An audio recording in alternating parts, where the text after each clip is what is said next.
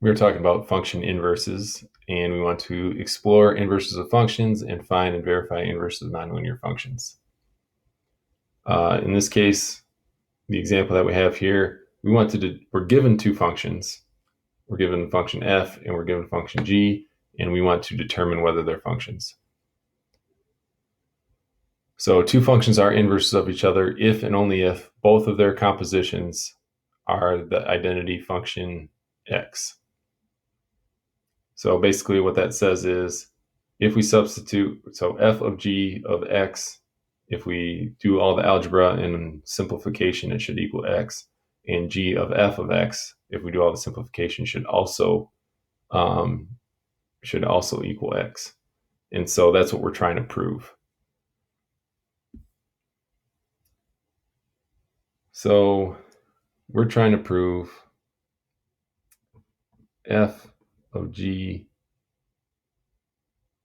of x is equal to x, but we're also trying to prove g of f of x is also equal to x. So that's what we're trying to prove right there.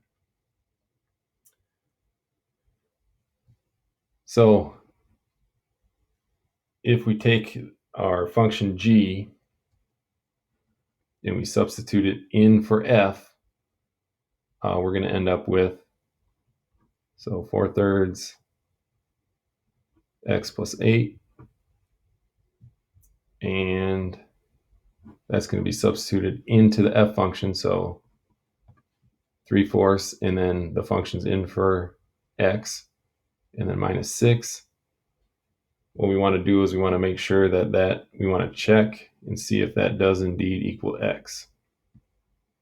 And we want to do it the other way as well.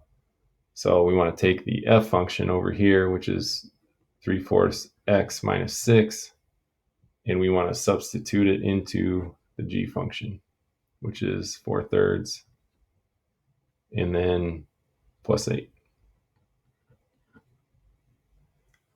So that's what we're trying to check right there. So the first thing on the left side here, we can distribute the 3/4 to both terms in the binomial, and that ends up canceling out. And then so we're just left with x, and then 8 divided by 4 is 2, and then times 3, so that's plus 6, and then we can bring down the minus 6, and then 6 minus 6, those cancel out, and on the left side we are equal to just x. On the right side, we're going to do the same thing. We're going to distribute the 3/4 into both terms. 4/3 times 3/4, so everything cancels out, and we're just left with x. And negative 6 divided by 3 is 2, times 4 is negative 8. Plus 8. Negative 8 plus 8 cancel out, and we are left with x equals x. So yes, then we can say yes,